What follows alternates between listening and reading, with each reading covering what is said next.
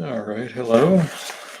Um, while people are just sort of making their way in, I'm just gonna keep doodling away at this. This is brown paper bags that I get from the grocery store, and I just hack off a piece, and I use it just for, just practice paper. Gives me a different look at what I'm doing.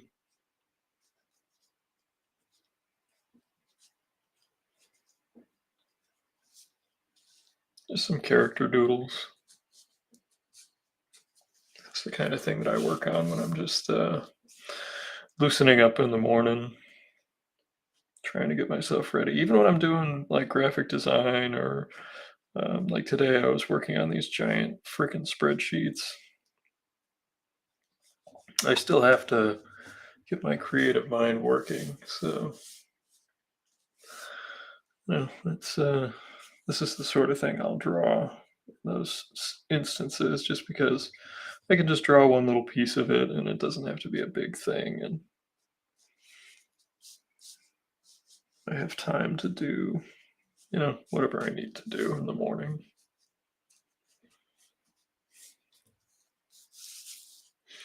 So usually when I get started too quickly on these things, a bunch of people show up, and then I end up repeating myself as people trickle in. So I'm just going to work on this little doodle here and let people show up at their leisure for a little bit, and then we'll get ourselves situated.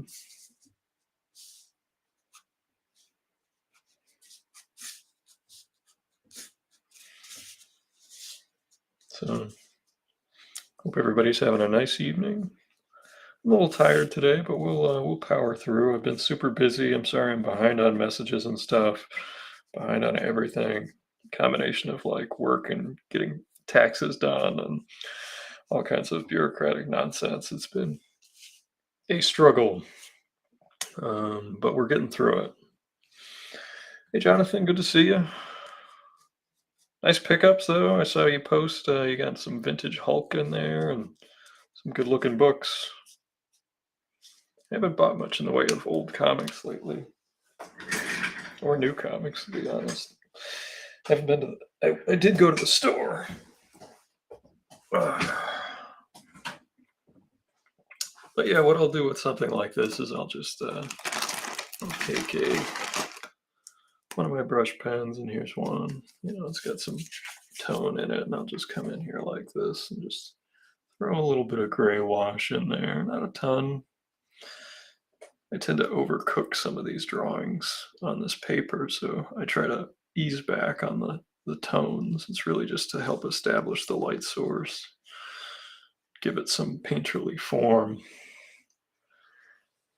Yeah, those were good looking issues, man. Where'd you pick those up? You don't have to say if you don't want to shout out um, a store or whatever, but my jealousy was palpable.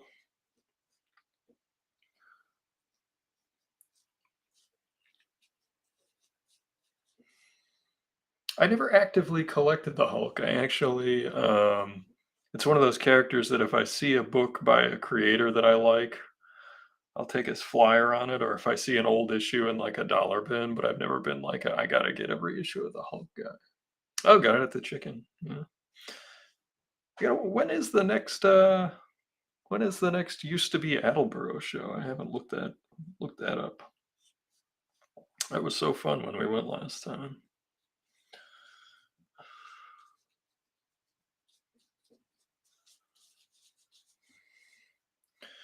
The chicken was kind enough to immortalize me with the 1987 Topps design in their chicken trading cards. They just posted those today. I was touched. It's an iconic set as a kid. This Sunday. Whoa, wait a minute. We might have to.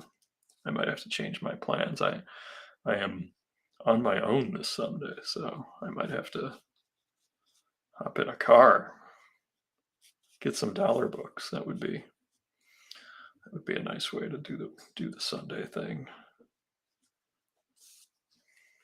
But yeah, that's pretty much how I finish off one of these. And then I'll grab I actually have 2 tones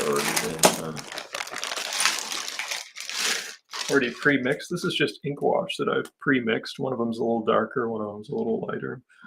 And sometimes I'll just go back in with the slightly darker tone and have a second tone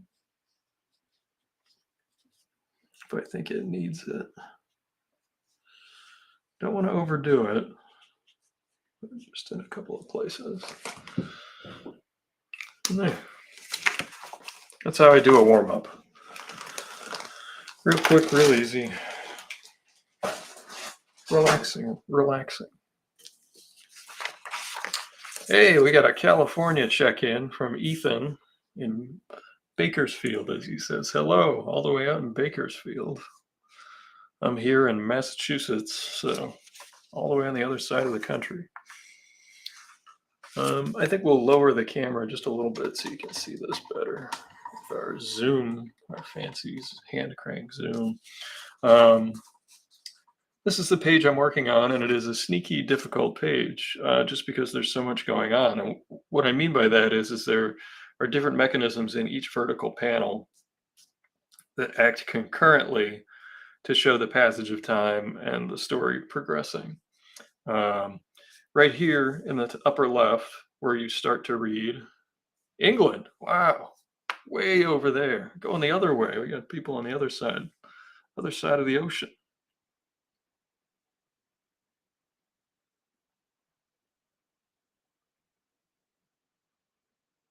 Well, if you decide to go, drop me a message.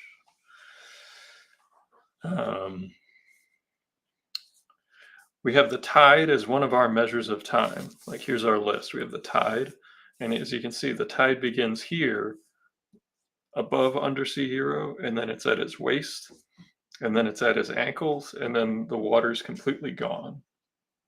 Okay, that's our first measure of time.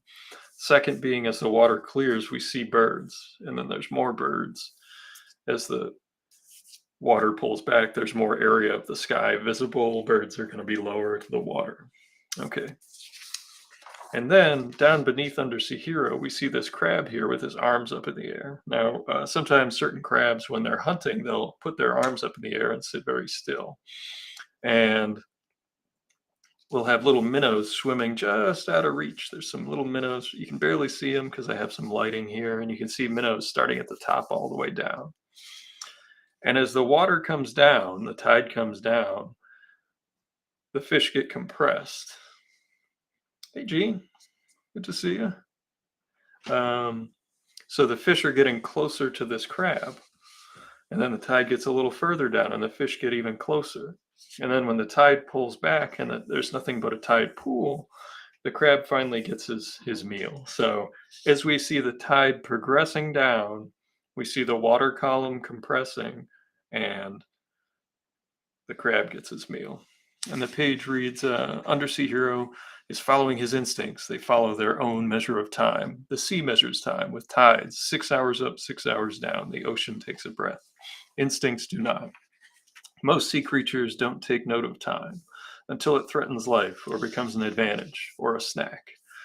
And one of the things that some visual storytellers would tell you is not to have something blocking the reader's view, especially a character if it is breaking, or not breaking, but obscured by the edge of the panel. But in this case, we don't want the reader to go below here until they've finished reading these boxes. And when they've finished reading these boxes, they will have taken in these characters, and then they read this row. So we're showing the passage of time in between panels. We're seeing, 2, 4, 6 hours. There was 2 hours between panels in each instance. And then we're also having 2 split reading lines, top to bottom, left to right. And then you're back here and then here. And this explains this crab story. So that's how the parallel concurrent narratives function. Those are the mechanisms of time passing. And this is just one page. This is just page 17. So when I'm thinking about the mechanics of a page, these are the lengths that I'm looking at it. I'm trying to fold all these storytelling devices together. So But yeah, I'm not very far on the page. I've only taken, drawn the first figure really. And then we have him turn, and then he turns again, and then he turns away with his hands on his hips, doing like the classic hero pose. So, we're still just kind of making our way on this page. But that's how the page works. Jay Kennedy in the house. Saw you call earlier, but I was in the middle of dinner, so I can give you a call back tomorrow, or we can chat after the stream or whatever. I'll be having a beer after the stream is what I will be doing. It was a long day today. I hope everyone is doing well at their midweek point. Let's start here, just because I don't want to rehash what I've already started here, and we can start with basically a fresh figure. And what you can see here is that there's a twist in the figure. This hip right here and this knee are actually in front of this leg here. Like he's put his one leg up and he has turned his body. So we actually have to show the middle of the chest coming back towards the center where your belly button is, and then down where the hips are. So that's how those pieces fit together. And you can have reference and look at it, but I've drawn so many figures. It's almost a standard figure drawing pose. So if you've ever done a figure drawing class, you're well aware of where the different intersection points are and the balance points are. And here his weight is forward, and then here his body is turning. Jay, the store that I told to reserve my copy did not reserve me a copy, so I am going to have to go find a copy of Savage Sword of Conan. I was not pleased.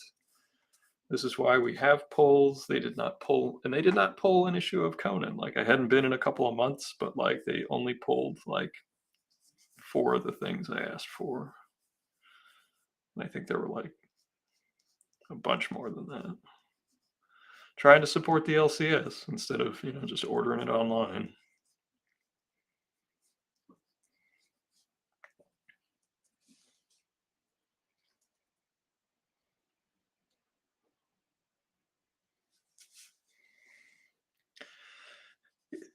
I wasn't angry, Jay. I was just disappointed. I was like, I'm going to read this. I told Jay I didn't need a copy. It's going to be great. Going to be a good Sunday. It was still a good Sunday, but it was just, I look forward to reading it when I get it. It's a minor inconvenience.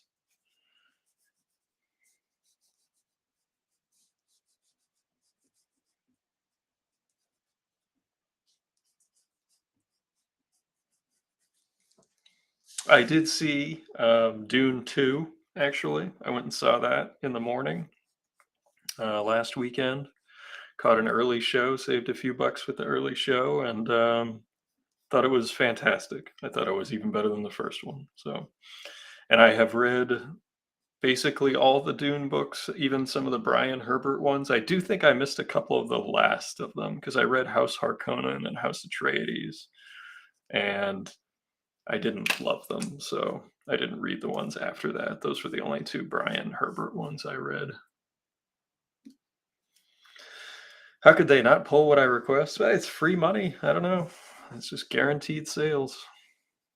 And I only had 2 things on my pull list. It was the new Conan, new Savage Sword of Conan, and Conan. So the rest of them, I just kind of pick what I like off the shelf, usually. I need a store that has stuff on the shelf. I do. I never know for sure when things are coming out, and necessarily I don't have time to research what everyone's releasing. So I do rely on stores to stock some stuff for me to discover. I don't even know where they're at on the GI Joe books. I've only read the first issues of the Duke series, and then the Larry Hama. I only got the 1 issue. Ethan asks, what did I have for dinner? I got home late, so we just ordered a pizza. I was late getting out of the office. We had a late I had meetings starting at 1, and it went all the way till the end of the day. So, and went late. Got to get Undersea Hero's little See, the little bit of hair is really the only thing that tells you that, like, the wind is blowing or that there's stuff going on or that there's water. Ethan's making quesadillas. Nice. Really enjoy Mexican American and Mexican food all around. Big fan. It's one of my favorite things about going to San Diego Comic-Con, just the great Mexican food that they have there.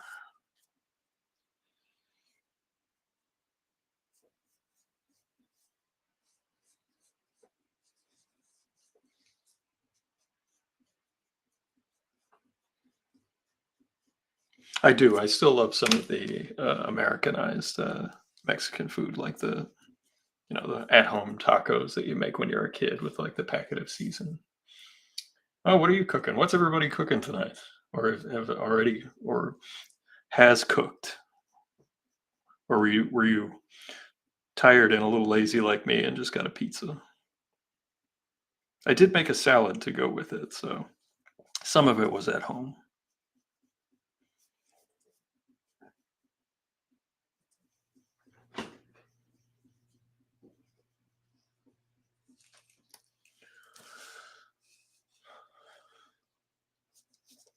Yeah, West Coasters, you guys are probably, is it like dinner time there now?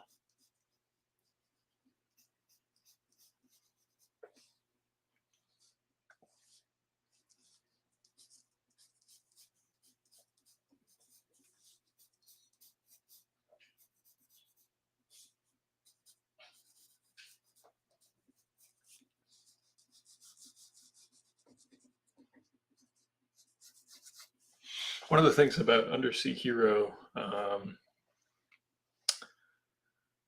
Patrick is making. Oh, we got homemade. Hold on, let's give everybody a shot here. We got Ethan making quesadillas. Gene's got homemade fires and burgers. I think you mean fries. What do we got? We got Pat Flaherty. Good to see you. He's got sausages and rice with carrot sticks. Are usually as ambitious as he gets. That still sounds good. Oh, and we got Jonathan with leftover spaghetti sauce. Excellent. Leftover spaghetti's great. Ethan asked if it's too late to pledge for Undersea Hero. It is. The Kickstarter has ended, and I'm not opening up. People have asked about additional orders. I'm not comfortable opening up anything until the book is done and we are fulfilled for the Kickstarter folk. But once that happens, towards the end of the year, hopefully, we can get the uh, online store open and people can order them. Or the other option will be is after the Kickstarter orders are fulfilled, if you saw me at a convention or something. Yeah. But thank you. Um, but don't sweat it. I know you'll be around and you'll be so sick of me posting about it at some point that, you know, be like, here, just take the $5. Stop posting things onto my timeline.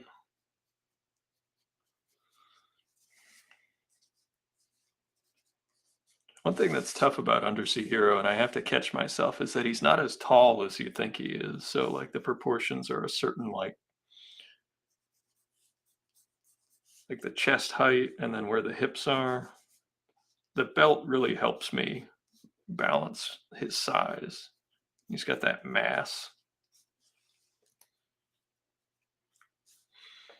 Oh, Ethan, when it comes to anything, and this was true when I had my online store open, I'll sign anything that you buy from me for free. You don't have to pay anything for that.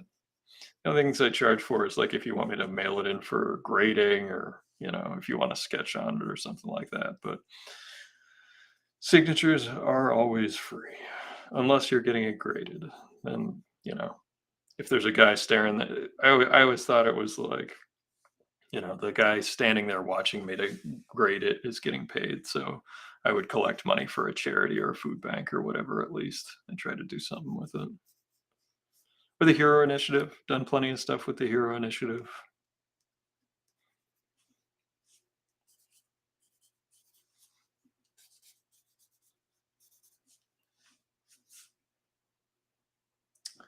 Patrick says he was at New England Comics closing sale at Coolidge Corner. Bought 6 books for $7.66. Yeah, I used to go to the Coolidge Corner store, and now there's a new comic store up the street that just does old comics from that old location. I haven't talked to NEC about it specifically. I did talk to Tom this week, but that was about other stuff. I have been meaning to ask, because I know Brian worked at that Coolidge Corner store for years and years and years, and some of the other guys that were in and out of there um, pretty regularly. I don't know if they're going to move any of the staff to one of the other stores, or if they're just you know no longer working for NEC, or what's going on. I don't have the full story as to what's going on. So,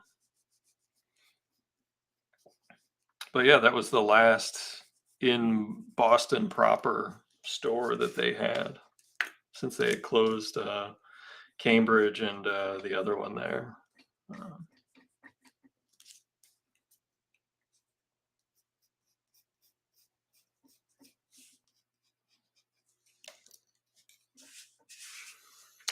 because I used to actually work in an office near Coolidge Corner. I used to go to that store every now and again. At one time they opened up the basement to put dollar books down there, and then the fire marshal closed them because it was just a staircase. They didn't have what you call it, it wasn't handicap accessible. Told them they had to not do that. At least that's what they told me at some point. That may have been total hogwash, but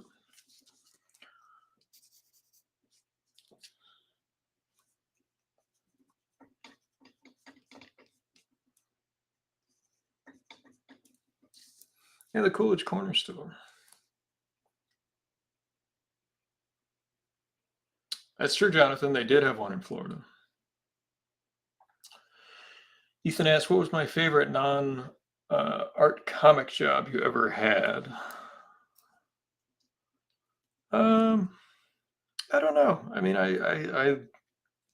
they've always been art related, so it's been like graphic design, web design, illustration. Been a creative director, been a chief creative officer. I liked some of my jobs when I was a kid because there was less responsibility to them. One of my favorite jobs that was a summer job was I worked at the Nantucket Historical Association at their whaling museum. I worked for a lady named Georgina when I was when I was just at the end of college and the first gig post college, but prior to moving to the mainland because I was living on Nantucket at the time. And she was just a great boss, a great lady, and she was really supportive of me wanting to be an artist. And yeah, that was just a wonderful job. I've been lucky. Most of the jobs have been pretty good. I've had a couple that were really, really hard and had some challenges when it came to the infrastructure and the way they ran their business. So, but I usually pretty much get along with everybody. I want everyone to do well and like the work, and be, you know. And I usually bring my art with me. That's another thing that I always say is that, like, whether I'm working at the Steamship Authority now, and we're building the art department and the creative department really out, and I'm able to do watercolors. I'm able to do line drawings. I'm able to do you know I'm hoping I can do a cartoon strip of some kind. I'm hoping they'll be open to doing that, but you never know. So far, they've been very encouraging. So,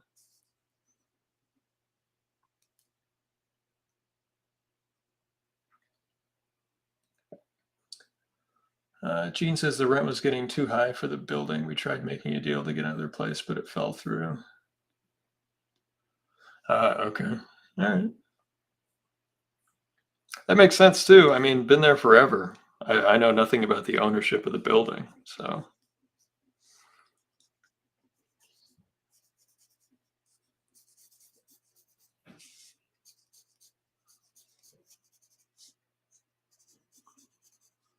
But yeah, I used to go there a lot. I'd see Brian at Coolidge Corner, and before that, it was the gentleman who was the photographer that did the Tick Mangalicious comic.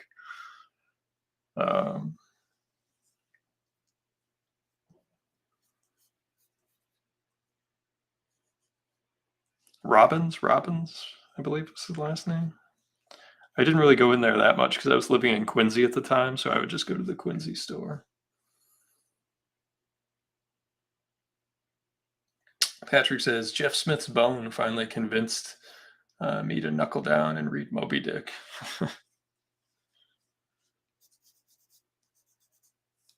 I read Moby Dick for school a long time ago, so.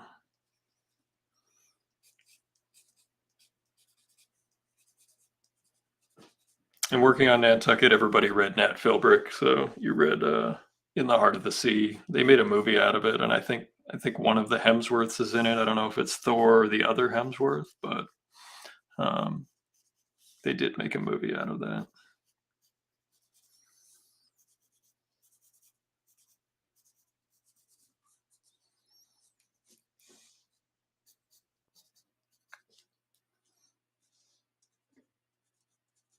Getting those breakpoints is really, really important on the figure.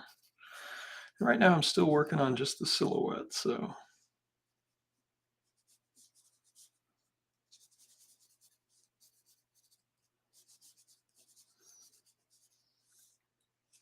This part's going to get cut off, but I just want it there so that I have the balance right. Oops, sorry. That was tough to see. Sorry about that. If I start sliding out of frame like that, just yell at me.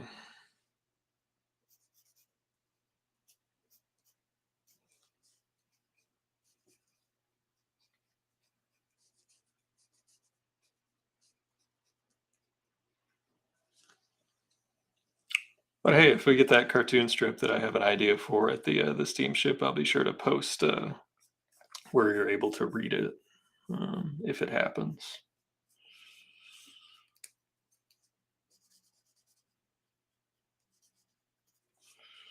I'm always going to bring my art with me, because I think art is just like, it's so important and it can make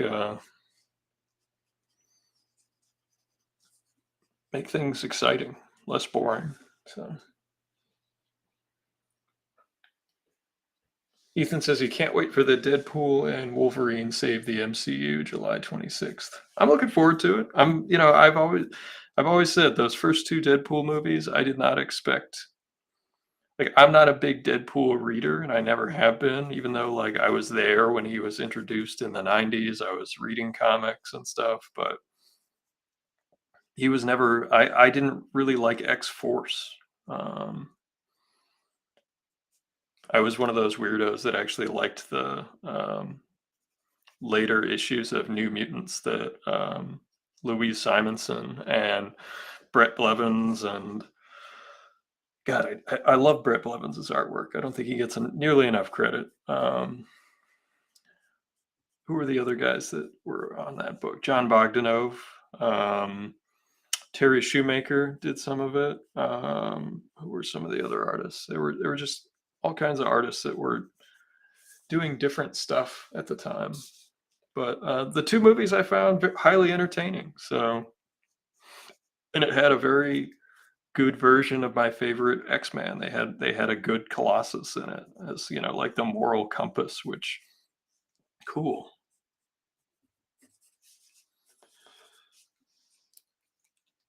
We need to have some breaks where he's twisting. And I always use two different colored bits of graphite just because it helps me see my lines better. I can go in and I can make another creative decision right here, and I can see it when I go to ink it. I'd messed around with using blue and red like some artists do, but it just got too. There was not a red that I found that was easy to erase. So I just use HB in the blue.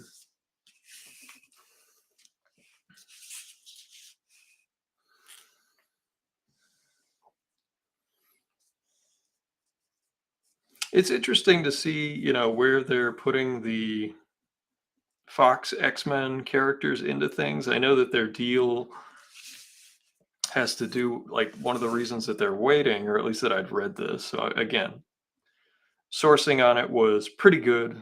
I can't say it was entirely accurate. It was on the website, but that some of the deals related to the Fox casting they also bought, and they had like a time attached to them where they couldn't be recast or something. I don't know. It seemed plausible based on other entertainment contracts that I'd actually been involved with, like some convoluted, like, date related.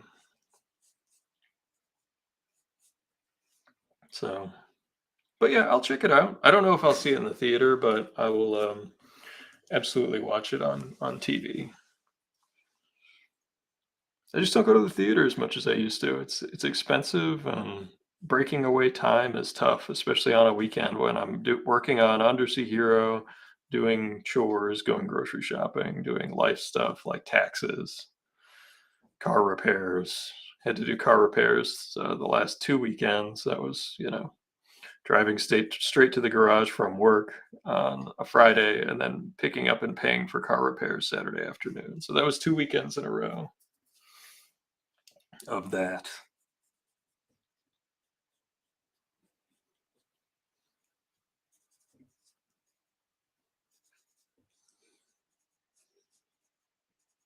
Now our light source moves from panel to panel, obviously. It starts behind, goes above left, above right, and to the right. So our light source is now over here as time passes.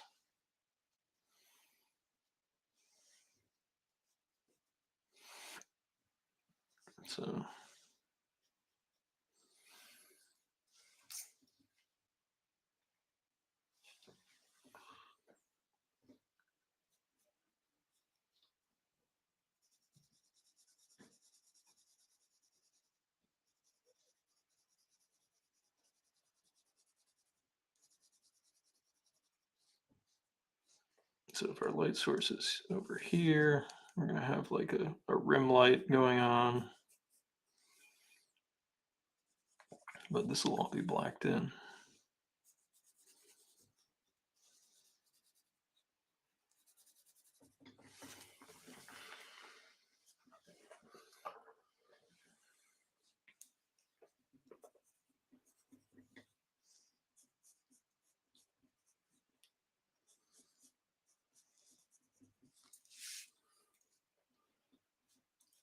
But I did really enjoy Dune too. So if you've read the the Frank Herbert or the Brian Herbert stuff and liked any of that, I would highly recommend checking it out. I thought it was terrific.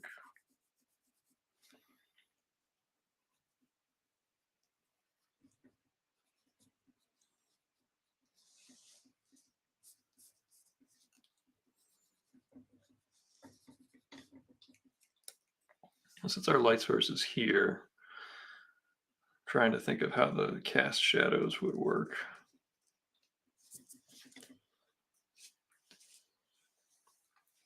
Ethan says he bought the Thundercats #1. Um, the original one, the one from Marvel, or the new one, the Dynamite one. I haven't checked that one out. I wasn't super hyped to check it out, but I hope it was fun. Was it good? Did he enjoy reading it? Jonathan says he finally saw the first Dune this weekend. Now, did you watch Dune Part 1 or did you watch the original David Lynch Dune, which I also unironically enjoy that film?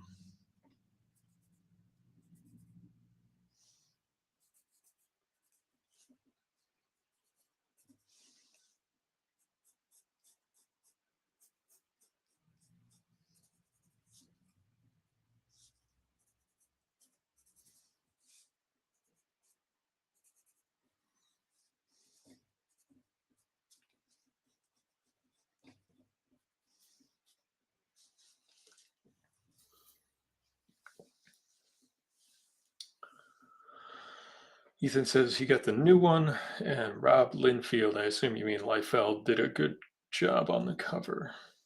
Jonathan said the new one, Part 1. I enjoyed it. I liked it quite a bit. I hope you enjoyed it.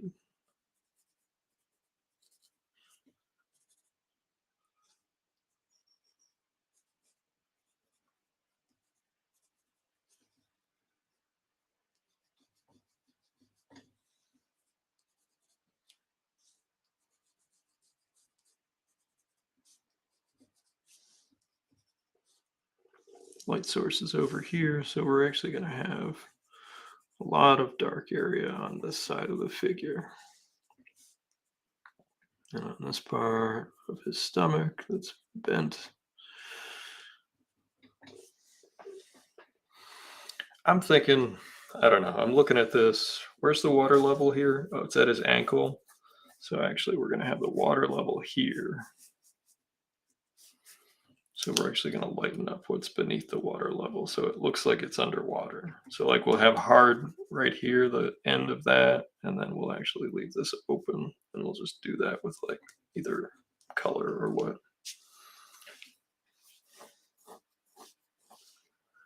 Jonathan says he could never get into the original when he was younger. He liked it way better than the original. Well, that's good. That's good because I think it's a quality flick, but I can understand if you didn't like the original. It's not a great movie. I just happen to like it. It's got a lot of flaws. The director's cut that's like 3.5 hours long is just like it still is leaving stuff out. So there's actually a documentary about Jodorowsky's Dune, which was actually where Mobius, the comic book artist, his name's escaping me at the moment, the artist and designer that did Alien. He did all they, along with other artists like Bill Stout, did all the designs for a film of Dune back in the 70s. And it was basically, they made a Bible of this, all the artwork for this movie. And it was basically ripped apart and then turned into Blade Runner, Alien, and then like a few other science fiction movies that just totally, found these amazing visuals to this movie that didn't happen as this book got, passed around Hollywood, and these innovative designs by people like Mobius eventually showed up in other movies.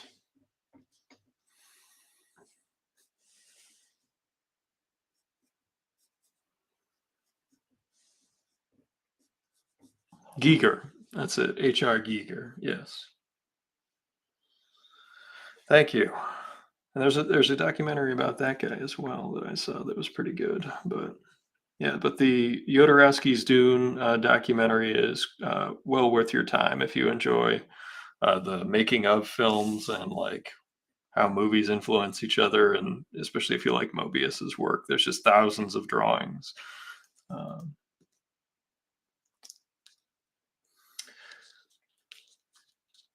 it was good, yeah, yeah. Jonathan asked, did I ever watch the sci-fi miniseries from back in the 2000s? I did, just because I was, in high school, I was a big Frank Herbert nut. I read tons of Asimov. Like I was your stereotypical uh, sci-fi binge reader. I even got in trouble for reading sci-fi paperback books in the bullpen on the baseball team. So pay attention, Nichols. Yeah, yeah, yeah. Paying attention.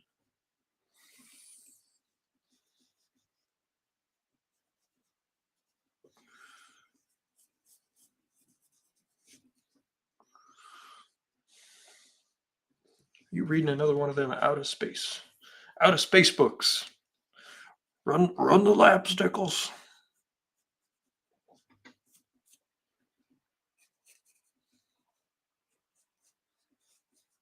There's going to be a cast shadow here.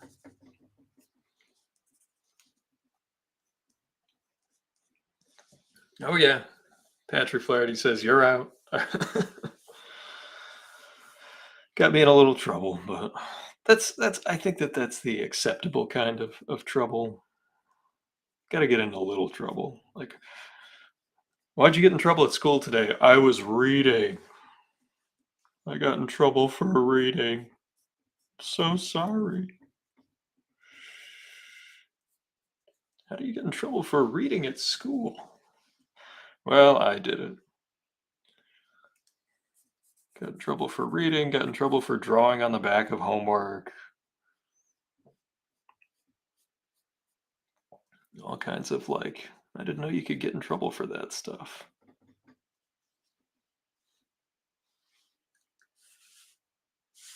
I'm not liking some of the lines on his legs, so I'm gonna have to come back to that later, I think. Because otherwise we're gonna just like slow to a crawl. Maybe it's the top line informing the bottom line.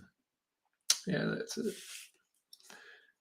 And then this needs to have a greater bend to it so that you can see that there's weight on it. Something like that. Reading. What will the kids be doing next? Math? All right. We got to post the jokes at my expense. It's only fair. It is only fair. Patrick Flaherty says you're out. Jonathan says reading. What will the kids be doing next? Math.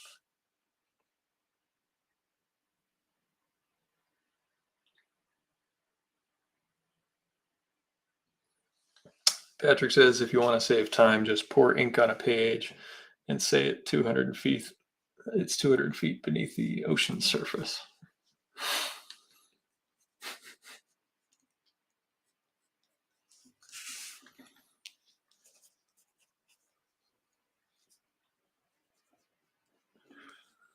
What was there was a Boston Comics round. Gerald did a undersea book, um, I believe, and had some really fascinating, if I remember correctly, ways of doing in just a black and white book, a ways to display water or the act of being underwater.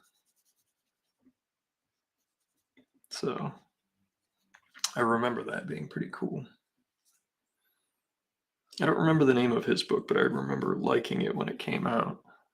And I've got it in a box somewhere, but I don't remember where.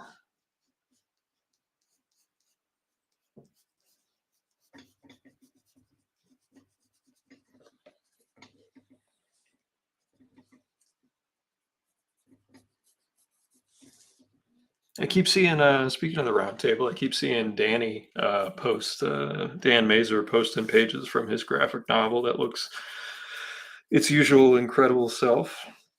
Dan Mazer's a fantastic artist from the Boston area, Boston Comics Roundtable. So he does a lot of biographical nonfiction comics that are very cool. He did a couple of books of palindromes too. That was a fun project to read.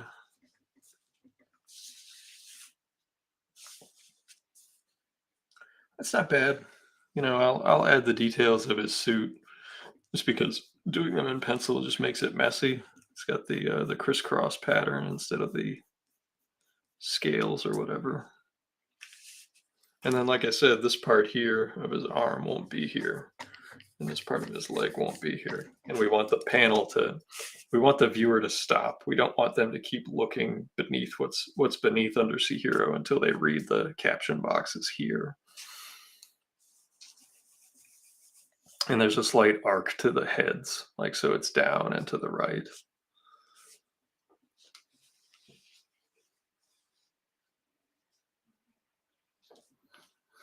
Yeah, he says Gerald dies on both Flying Pigs and Professor Albert Einstein. Not sure which one was on the ocean. Yeah, it was of a robot that was like undersea, and it was a little.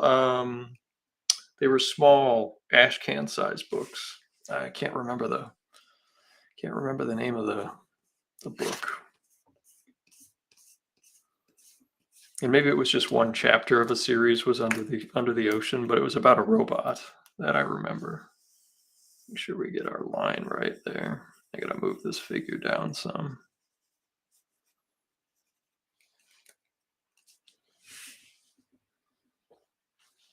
Ethan says bubbles, bubbles, bubbles.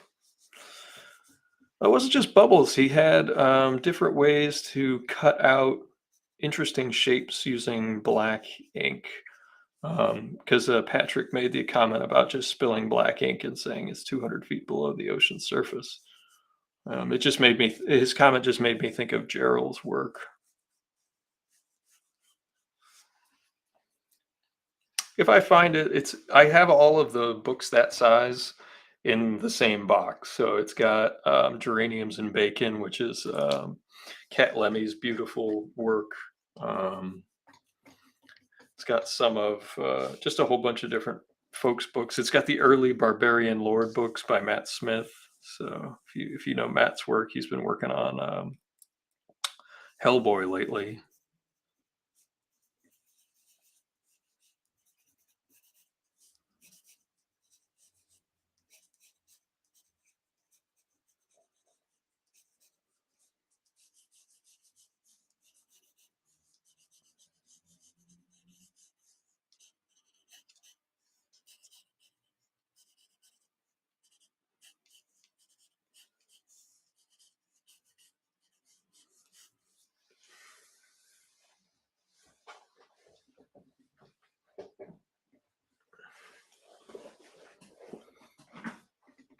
Oh, I forgot. It's he's always doing the hero. Somehow there's always a rock for him to put his foot up on when he wants one.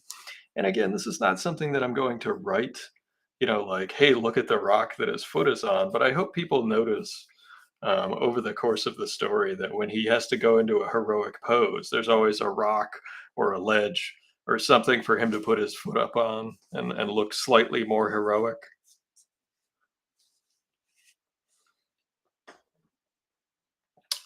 Uh,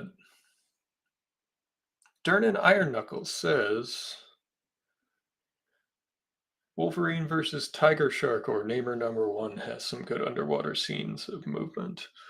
Now, which Namor are you saying? All the way back to like the Bill Everett, which is, the classic Golden Age, or the John Byrne one, or even Jay Lee did the covers to number one, Namor number one. There have been a bunch of relaunches. Is there one you're thinking of specifically?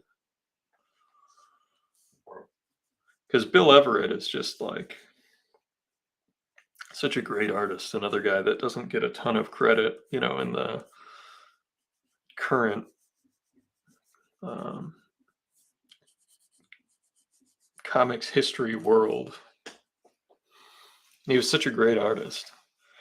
If you want to appreciate Everett through the eyes of a modern comics viewer, I generally recommend people check out when he returned to Submariner in the 70s, because he actually was one of the few people that ever got to go back to the characters that they either created or became known for, and then did notable, like really exceptional work with it. And he upped his game even and adopted some had the rock solid storytelling chops, and then adopted some of the more elaborate rendering techniques which were becoming in fashion at the time. And I think people will look at that and be able to really glean an appreciation, because it is a more modern finish to the same really rock solid structure that he really had down from the 40s on. Everett's probably most reprinted book is the first issue of Daredevil, and in my opinion, it's not his best work, and not even close. I mean, it's a solid book, but the first issue of Daredevil was not drawn by Jack Kirby.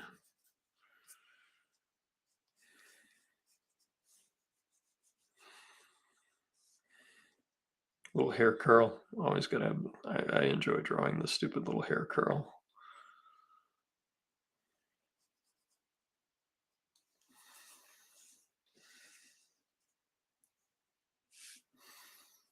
But we're seeing the passage of time of a person not moving a whole lot, but we're having two stories going on at once. There's Undersea Hero here, the water column compressing, and then we'll have our little crab trying to catch his meal.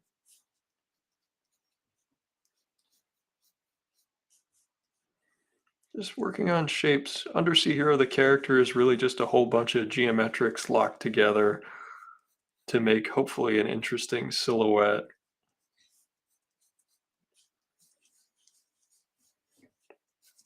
Which is actually what most of this last panel is going to be. Because now our sunlight it started up over left, upper right, and now the light is here. So like our shadows are going to be real heavy on this side of everything.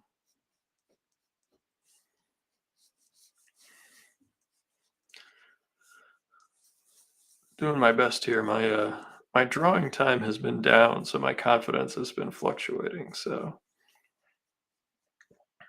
Really just trying to work on big shapes and not get ahead of myself, which is usually what happens when I'm panicking.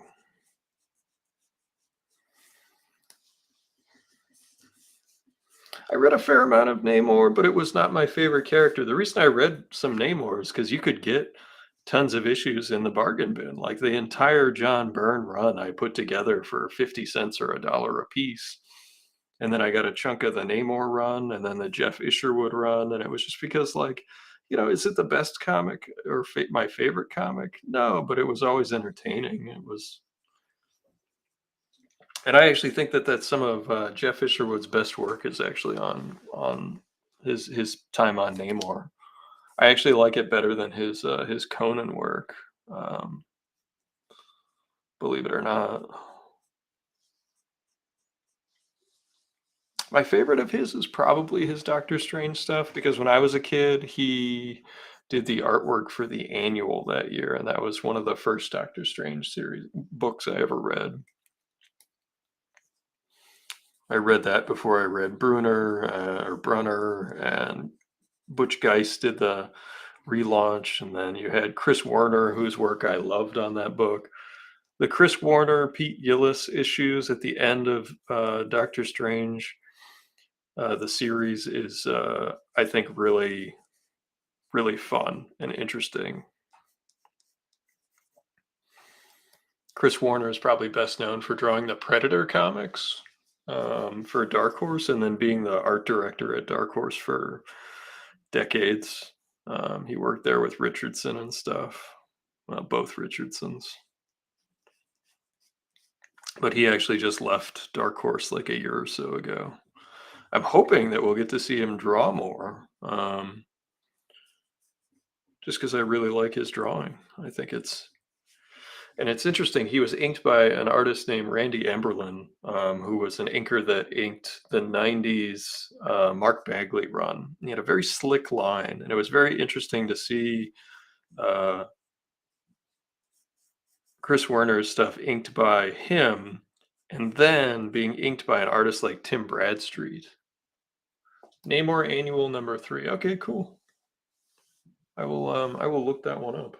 I might have it. Let me take a look. I'll pull it up on the old cell phone. You don't need to see my inbox. Namor Annual 3. It came right up, so it must be a. Oh yeah, it's got a beautiful Brian Stelfreeze painted cover on there. So I actually don't have that one, so I'm gonna have to look for that one. See, I have this one, and I have this one. Yeah, but I don't have that one. I'll have to seek that one out. Maybe this weekend when I'm maybe looking through dollar bins. Maybe I shouldn't say that too loud. Got the missus in the other room. You don't need any more comics. Need is such a strong. It's doing so much work in that statement.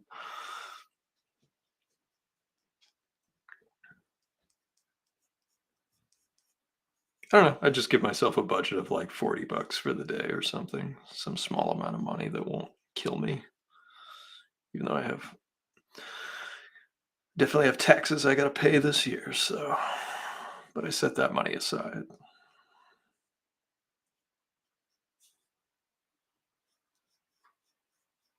Pull this line up. Pull this intersection up.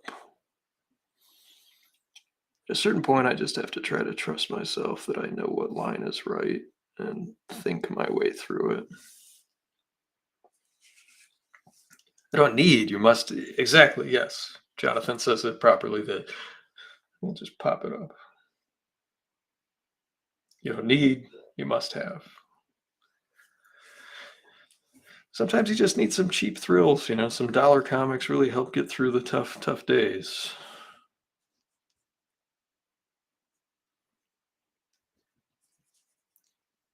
It's not like I got Rubber Chicken comics around the corner and I can just go and, get dollar comics anytime. I wish I did, but they're pretty far away from where I'm at these days, so it's a pretty long trip to get up there.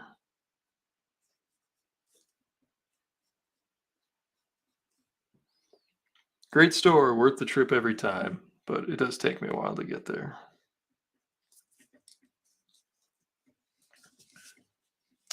It is already 9 o'clock, so we're humming right along. I'm probably gonna finish roughing out this figure and then we'll call it a night. Like I said, I had a long day. But this is gonna be a really cool I'm really looking forward to finishing this page because it's just one of those where it has an interesting take on the passage of time, more than one narrative going on at once, and those are the type of visual problem-solving questions that I like to try to answer or try to come up with new answers for them.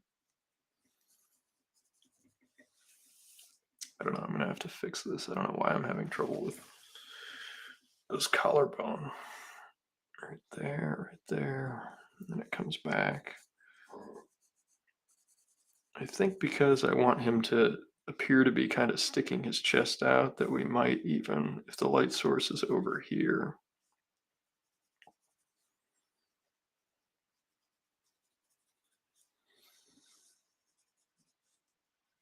this might be an opportunity to do a mostly silhouetted figure. It can't be total because we do have the light source, but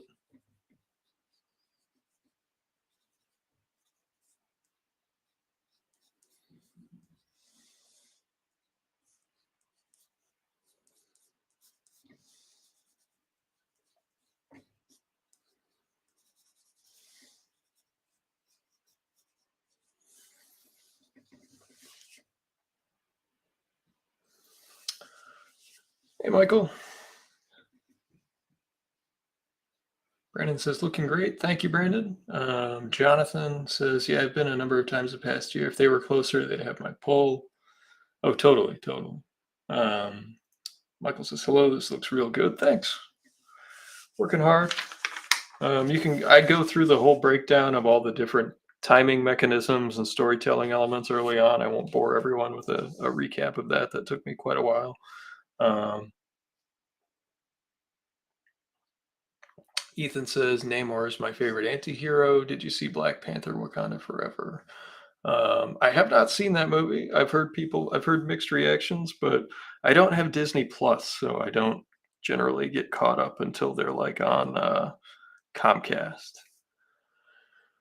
Brandon says wanted to see if I had a moment to check my message. Let me check. I will check it right now. Um, we'll just pull it up now. Why not? Oh, let's see. Voice message. No, I did not listen to the voice message. Um, I'm not good at listening to voicemail. I'm better with text. So I'm sorry I haven't listened to your voicemail. If it's time sensitive, I'll always send text or an email. That's with me. That's generally the best way.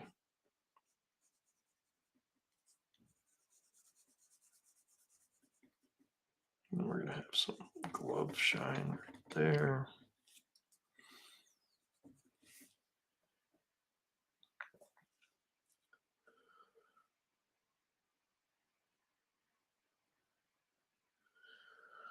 Namor was great in that movie. That's what Desiree says. I mean, he looked cool in the trailers. I don't know.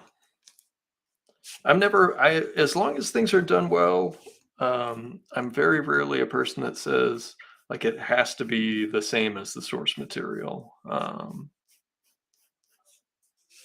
If they do it worse than the source material, then I'll always be like, hey, you had a better answer there. But there have been plenty of times where I have been, you know, seeing a movie where they made a change and honestly like Lord of the Rings was an example. Like I don't think Tom Bombadil necessarily should have been in the final film just because of his omnipotence, and it's tough to have like an all-knowing, all-powerful wizard, another one that could have like made things incredibly easy for the protagonist. Ethan, I'm always down for trades. Yeah, sorry Brandon, I am not good with with voicemail. I even and this happened today.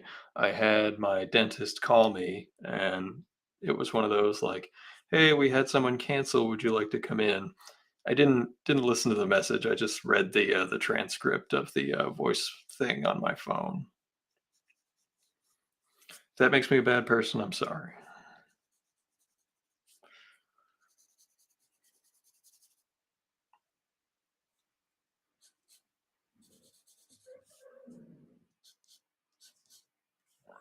I also have this worry that when I see those voice messages in Facebook Messenger that they're spam, because like I had some people who got hacked send me fake voice messages. So I also just don't click on things that are in Messenger.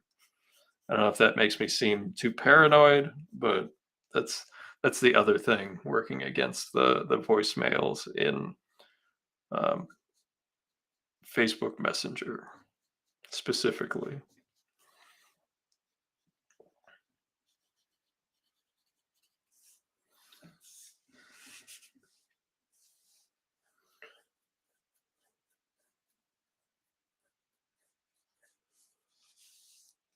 Desiree says, "Would you like to come in? No one likes to go to the dentist except Jack Nicholson's character in Little Shop of Horrors." Yeah, and I have a crown that I have to get done, so that's like 2 trips, and it's, like, super expensive, so it's not a fun one. I've never had one done before. They did the root canal, and, there's, like, a little temporary tooth in there that they have to finish off, so we'll see. I don't think it's on a Wednesday, but I have been on here on a Wednesday after having dental work done, and I'm probably if I go back and listen to it, I probably just mumble through the whole thing.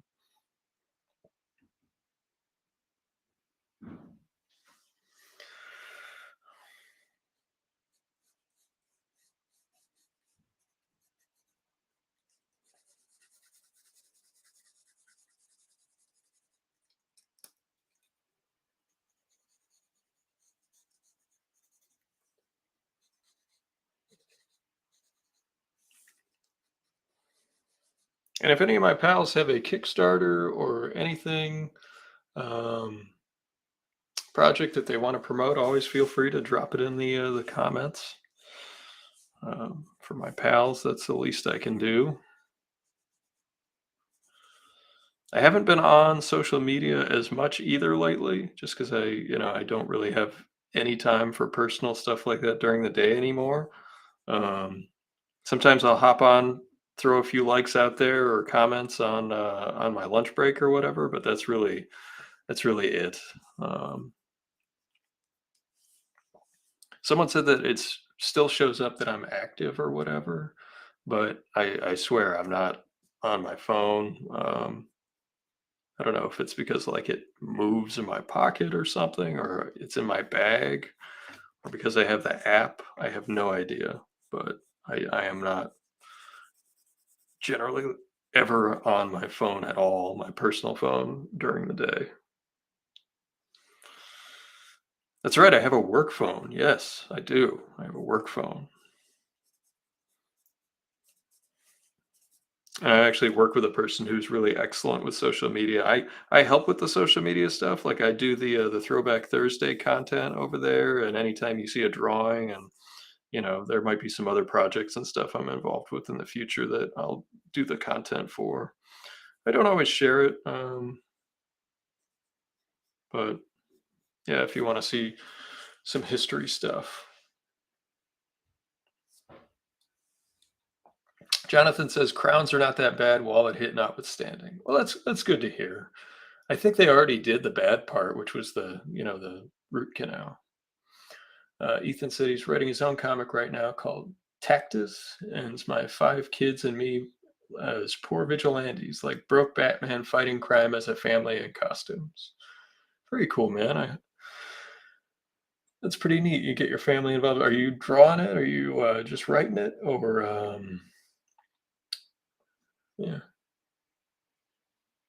Durnan Iron Knuckle says if you don't log out, it usually keeps you on with Instagram. Oh, okay. All right. Yeah, I guess I'll have to like log out, log out. That's I pretty much just take use Instagram to post on multiple platforms. I might be switching to a program that we use at work that so that I can do more preloaded content. It would be new stuff, like new drawings and stuff, but I just wouldn't have to sit there and physically like punch the sucker in um, over and over again. Hold on, we got to get the rock. There's always a perfectly placed rock or random object. If anyone ever cosplayed as Undersea Hero, they would need a rock or a little box to carry around with them to always be able to stand heroically when they want to. Not all the time, just when they're like, yeah, yeah, I need a little extra. Michael's working on a new book, one inspired by the Bionic Six, with better names and fewer people. Better names than the Bionic Six, or like the characters. But very cool. Michael's always cranking stuff out, so you know, as long as he doesn't step on our dear Lord Crackus. That now, see that. See, I wonder now. Now that I hadn't even thought of that. I now wonder if like there's ever a point where they're wandering the undersea desert and they come upon a situation where, in order for Undersea Hero to come up with the idea that will save them, if Crackus would subjugate himself to being the stoop, even to save his own life. Right now, I would lean no. Um, but maybe it's something maybe that's like a running gag or something. I could get us out of here if you just be the stoop for like 2 seconds. No, it will never be the stoop.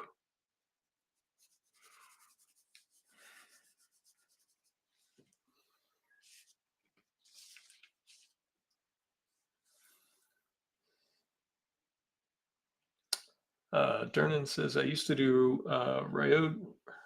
I apologize if I butcher the name. Ryoga Hibiki from Ranma One Half anime manga. Cool. See, we got tons of creative folk in here every time. It's always a pleasure to hang out with all these nice and talented folks. Writers. We got scientists in the oh, cosplay. Okay, cool.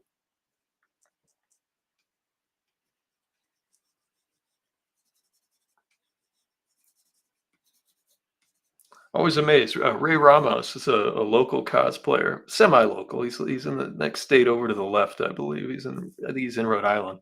That guy could fabricate anything out of foam and make it look like metal or whatever.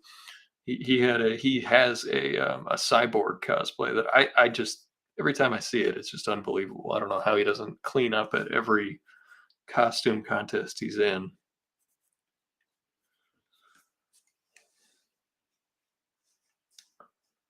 Durham Iron Knuckles post their sketches on Instagram. Is it the same name as your YouTube?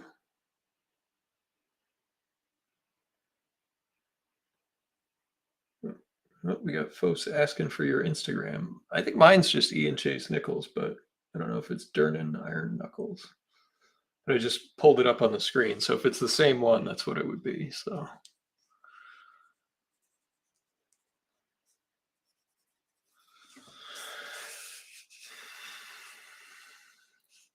well, we've got the main figures roughed out. But like I said, we'll do a quick overview here is that you'll see we started like high tide with fish all in the water column. Tide comes down, and there's a crab at the bottom with his arms up trying to catch fish. The water comes down, we'll see some birds. The fish get a little closer to the crab. He's getting a little frustrated. More birds as the water comes down. And they're even closer to the crab, so he's even angrier. So like there should be like anger lines, like the little swirly above his head. Anger. We'll just even write it. Anger. And then the water goes all the way down. It's low tide. You'll see stuff like on the beach, like little clams and stuff. And now there's just a puddle with minnows, and the crab gets his meal. So those are the different devices that we're working on, and these are the main figures. Dernan says it's Plutono. I'm just going to click on this and say that's the Instagram that they post their sketches, they say. So, but I think we're going to call it for tonight. But you can see we're cruising right along, and I think this will be, especially once it's inked and we see the detail and the differentiation between the underwater parts and the above water parts. I think people will get a real kick out of it. So, um, but yeah, thanks for joining me tonight, and hopefully we will see everyone has a nice weekend, and we see folks next weekend. Thanks again, and good night.